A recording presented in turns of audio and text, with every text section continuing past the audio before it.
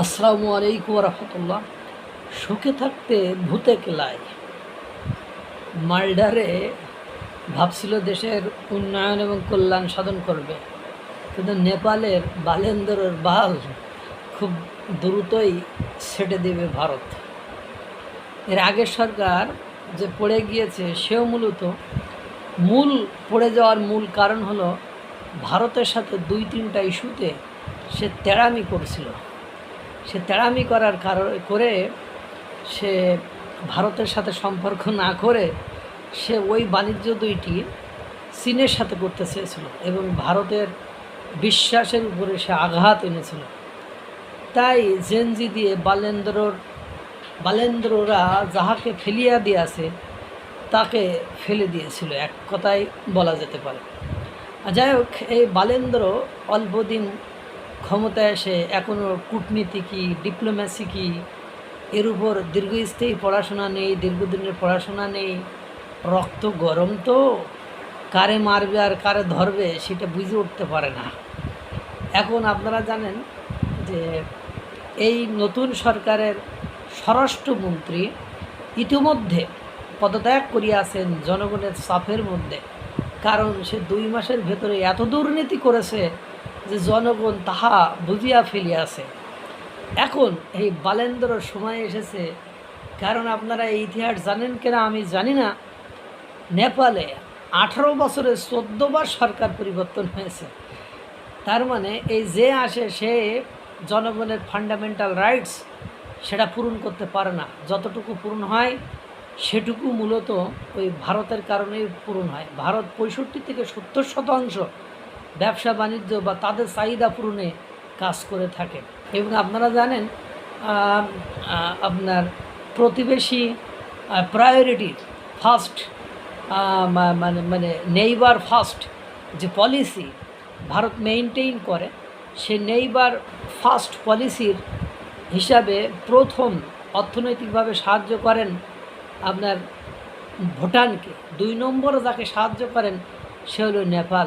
এবারও নেপালকে $12.8 বিলিয়ন সাহায্য করেছে ভারত, বা করবে হলো ভারত। আর ভারতের সাথে আপনারা জানেন নেপালের সীমান্ত কত মানে সহজ সরল, তাদের কোনো পাসপোর্ট লাগে না, ভিসা লাগে না। তাদের অঞ্চলের লোকজন ভারতে এসে ভারত থেকে সস্তায় কেনাকাটা করে সেগুলো নিয়ে যে আপনার নেপালে বেশি টাকায় বিক্রি করে তারা তাদের সংসার পরিচালনা করে। কিন্তু নেপালের নতুন সরকার বালেন্দ্র সরকার, এই বালেন্দ্র সরকার হলে মানে এর নতুন বাল গজাইছে, তো এই জন্য ও আয়না দিয়ে ঘন ঘন দেখা শুরু করেছে। ও শত্রুতা করবে না ওই দেশে হাইড্রো প্রজেক্ট। কিছুদিন আগেও দেখেন আপনার বাংলাদেশের সাথে একটা ডিল যে আমরা তো জলবিদ্যুৎ দিতে চাই, কিন্তু ভারতের অনুমতি লাগবে।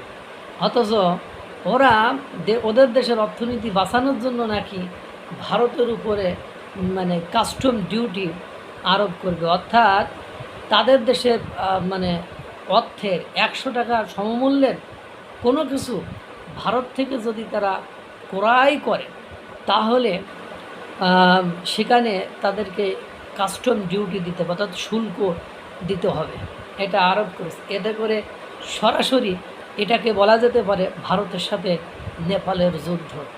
এখন এই যে কাজটা করেছে, এতে করে ইতিমধ্যে তরাই অঞ্চলে সাধারণ জনগণ এই সরকারের বিরুদ্ধে প্রতিবাদ বা আন্দোলন করা শুরু করে দিয়েছে। তারা বলছে এটা চলতে পারে না, এটা হলে সাধারণ জনগণের জীবনমাত্রার যে মৌলিক চাহিদা সেটা পূরণ করতে পারো না, আবার আমরা যেটা করে খাই সেখানে বাড়ি দিচ্ছ, এটা আমরা মেনে নেব না। এবং তারা মানে সুনোপুটি নেপাল, তারা ভারতের সাহায্য ছাড়া 5 মিনিট, ভারত যদি যায় 5 মিনিটের মধ্যেই তাকে লণ্ডভণ্ড করে দিতে পারে।